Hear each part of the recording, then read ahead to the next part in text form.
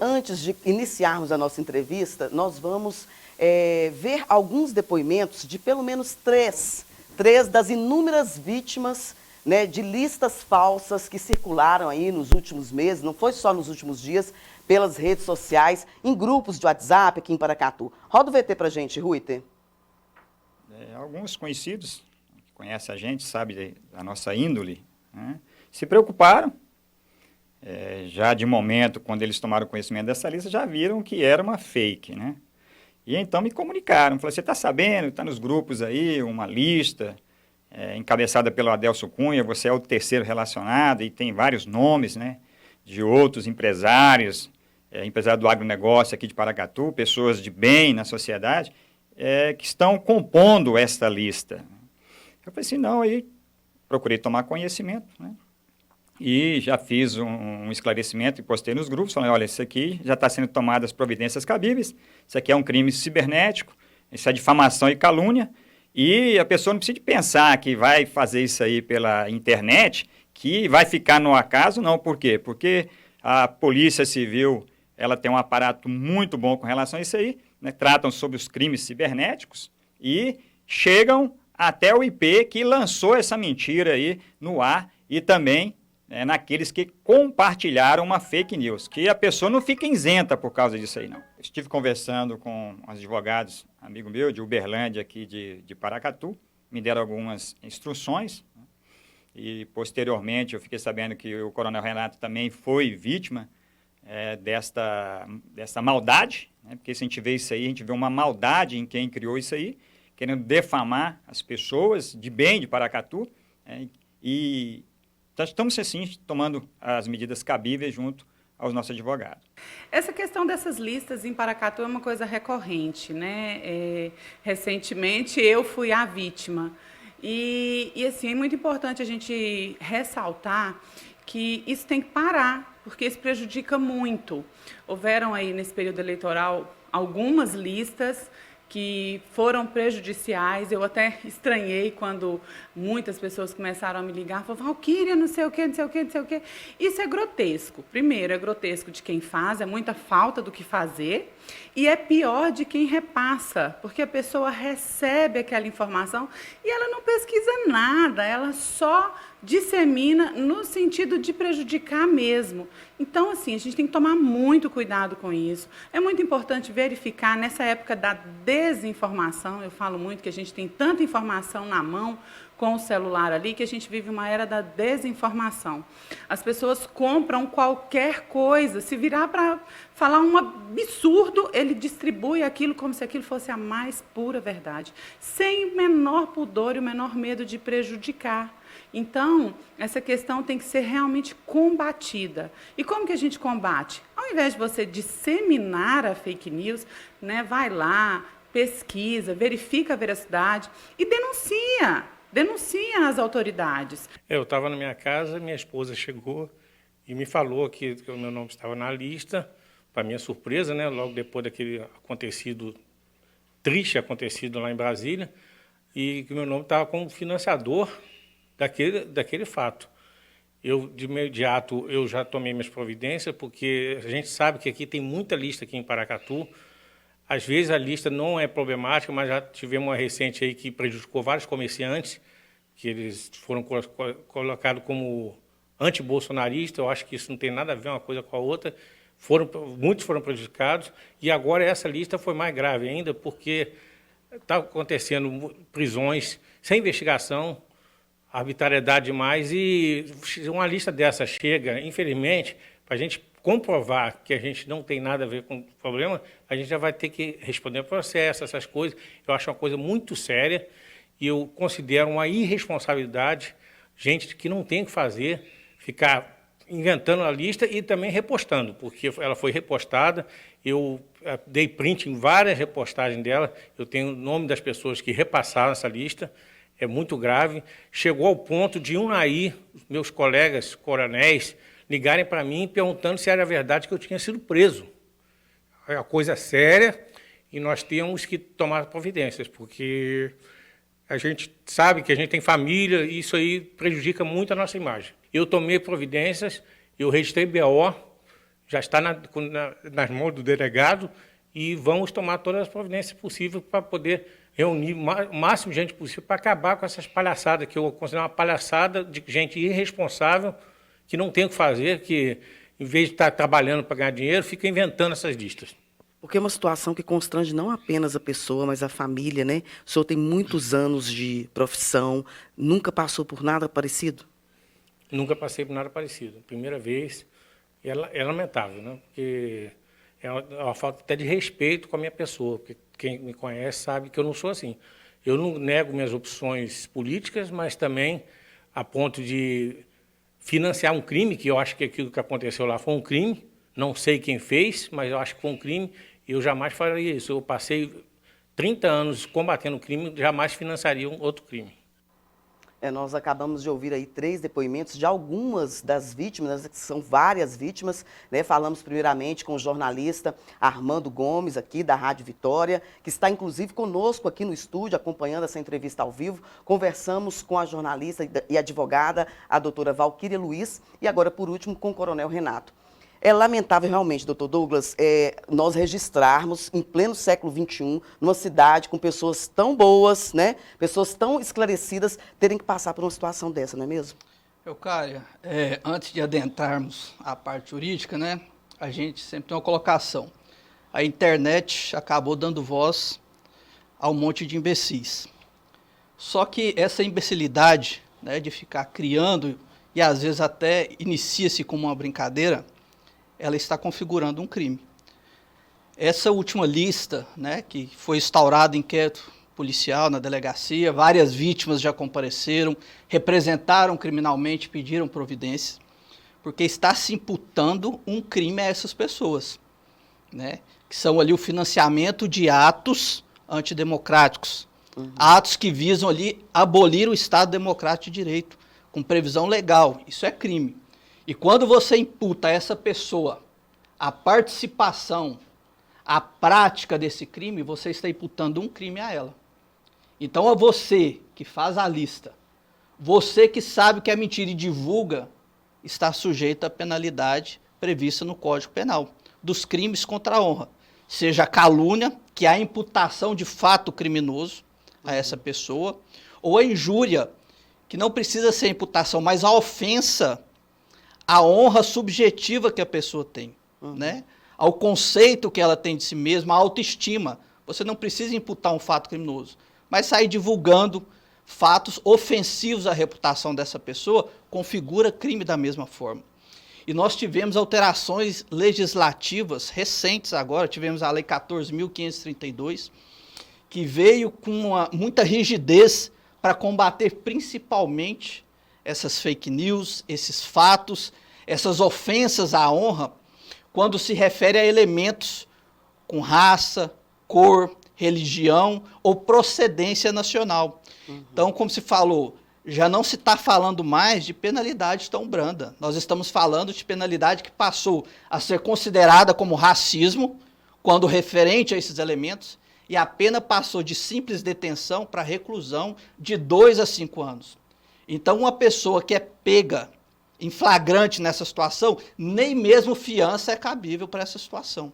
De tão rígida que ficou a lei, tentando punir justamente essas imbecilidades, né, que acabam uma brincadeira, mas que gera danos e consequências inimagináveis para quem sofre, quem tem seu nome inserido aí.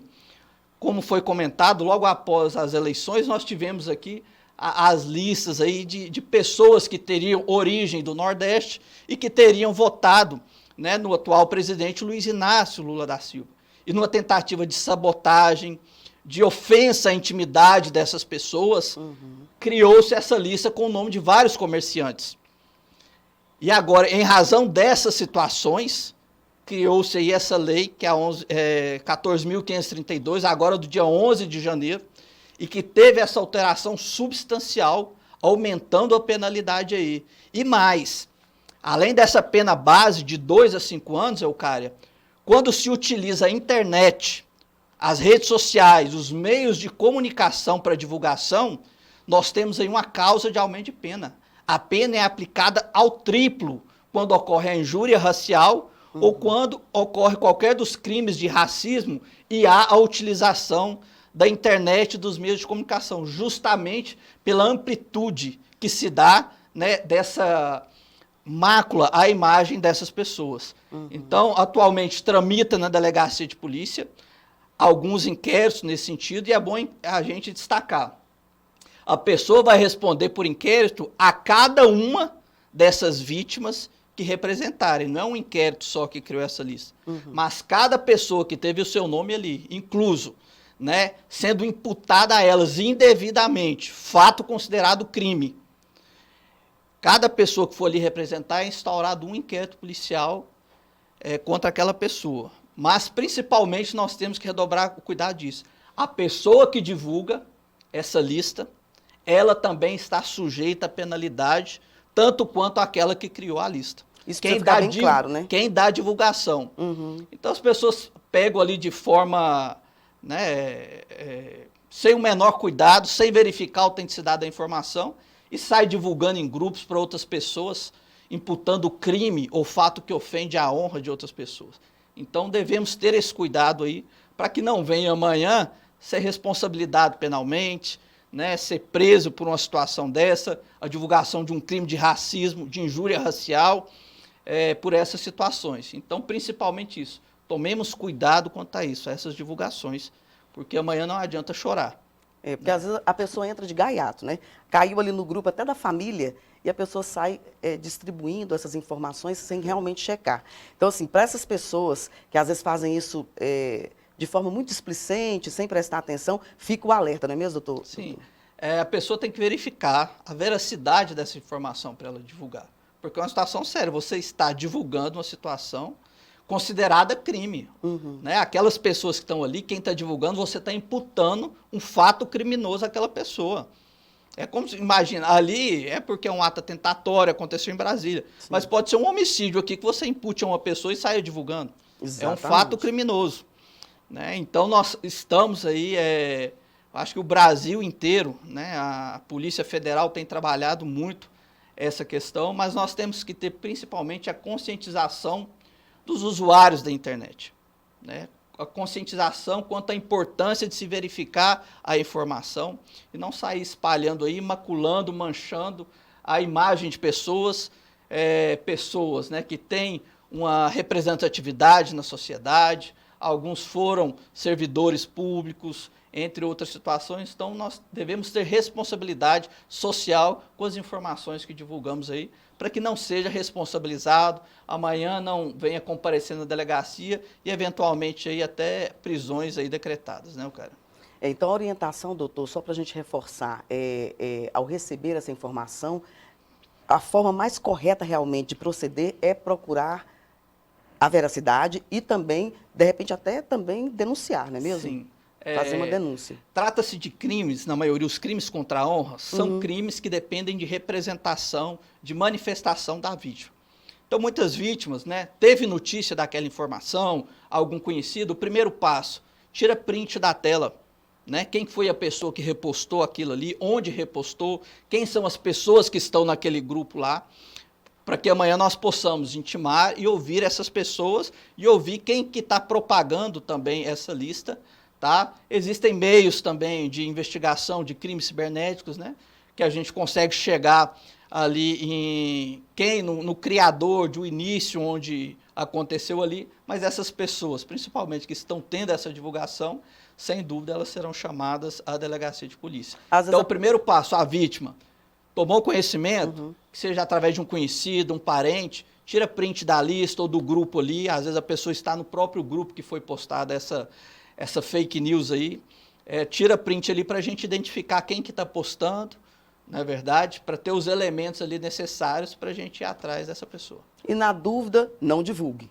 Na dúvida, não divulgue. A gente agradece a os depoimentos que foram dados pelo jornalista Armando Gomes, que está aqui conosco no estúdio. Agradecemos também ao Coronel Renato, que nos mostrou, inclusive, todos os prints que ele tirou dos grupos, as pessoas que eles viram, que mandaram para ele também, né? As pessoas falaram, olha, vi nesse grupo, Coronel Renato, os amigos, as pessoas que se sentiram também, de certa forma, sentiram aquela empatia, né? Foi com ele, pode ser amanhã comigo, e tantas outras pessoas em Paracatu que já foram vítimas, como a própria advogada, a doutora Valquíria Luiz, comentou que essas listas são recorrentes na cidade de Paracatu. Antigamente, inclusive, doutor Douglas, não sei se o senhor tem conhecimento, elas eram pregadas, quando não existia internet, elas eram pregadas em postes da cidade, né? Então, realmente, assim, as pessoas fizeram aí gerações, né, com essas listas, pessoas que realmente são covardes e fazem isso sem assinar, porque a pessoa que faz um ato desse, ela deveria pelo menos dar a cara, falar, eu penso isso de você, e ela não tem coragem de fazer isso. Realmente tem que haver aí não pode ficar impune, tem que haver uma penalidade, e a gente precisa ajudar, as pessoas de bem precisam se unir para realmente elucidar e saber quem é que tem feito esse tipo de coisa. Sim, e a Polícia Civil, ela dará seguimento, né, a todos esses procedimentos das vítimas que estão procurando, representando criminalmente, para que essas pessoas sejam responsabilizadas criminalmente. E é bom a gente separar, além da responsabilidade criminal, a pessoa que divulga, né, ela está sujeita à responsabilidade civil. Sim, A pode ser questão processada. do pedido de indenização, que aí pesa ainda mais. Pesa no além bolso. de ficar preso, vai pesar no bolso aí. Porque não se pode valorar, né, o dano causado à imagem, que seja de um ex-servidor público, de uma pessoa que tem um alto conceito na sociedade. Então, quando você divulga uma lista dessa, e aí o judiciário vai pôr na balança e fala assim, olha, qual foi o dano causado à imagem dessa pessoa? E aí sim, quem divulgou também está sujeito à responsabilização civil, à reparação desse dano através de pagamento aí de danos morais. Para finalizar, doutor Douglas, as pessoas que foram citadas, que têm o nome na lista, que ainda não procuraram, né, os seus direitos, enfim, o que devem fazer? Podem procurar ainda? Podem não, devem procurar, né? A partir do momento que tem a divulgação, que a pessoa toma conhecimento do crime, nesses casos de crimes contra a honra, a pessoa tem 6 meses para comparecer à delegacia e fazer a representação formal para que seja instaurado o procedimento criminal. Dessa lista aí, várias pessoas já procuraram, já foram instaurados inquérito policial, alguns muito bem instruídos, como o caso do Coronel Renato, já com print de quem postou, que grupo que estava, quem são as pessoas que estavam naquele grupo. E aquelas outras que ainda não compareceram, comparecer à delegacia para representar criminalmente, serem ouvidas, e a gente dá seguimento aí, intimando as pessoas que postaram, que foram testemunhas dessa situação. Eu sei que é um processo de investigação, mas me surgiu aqui uma pergunta final, e agora a produção pode ficar tranquila que é final mesmo, já estão me falando aqui do tempo.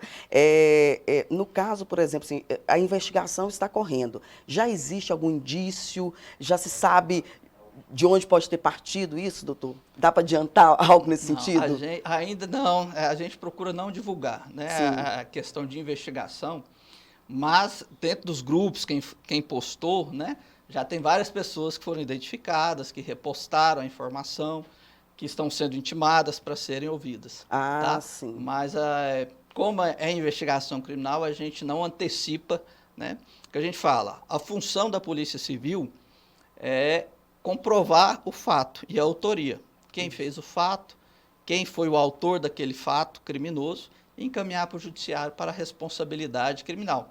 E, eventualmente, acontecendo algumas circunstâncias, ou sendo cabíveis ali o ensejo de uma prisão ou outra, a função da Polícia Civil é representar para que essa prisão ocorra. Por exemplo, né, numa investigação, a pessoa que passa a coagir testemunhas, a pessoa que passa a assumir provas ali durante a investigação, são elementos que, havendo indícios de autoria, podem ensejar aí eventuais prisões preventivas. Então, todo cuidado é pouco, a gente fica guardando aí o desenrolar de todo esse processo de investigação para trazermos para vocês aí o resultado desse caso, dessa ocorrência que está sendo ainda registrada. Você que se sente lesado, que tem seu nome nessa lista, maldita, né, porque tudo que é para macular realmente a imagem das pessoas e destruir as pessoas, a gente sabe que é maldito, né? Então, a gente conta muito com a nossa Polícia Civil, o Judiciário, de uma forma geral, todas as nossas autoridades, para reprimir realmente, para punir quem tem esse tipo de atitude. Nós agradecemos a sua participação conosco. Volte em outra oportunidade para falar aí do trabalho da Polícia Civil, além deste, né, para o ano de 2023, fazer um balanço aí do ano passado para a gente. Eu fico te aguardando aqui, porque a gente não tem mais tempo. Cara, a Polícia Civil está à disposição da população, dos meios de imprensa. Em breve retornaremos, sim. Tá ok? Muito obrigada, viu, doutor?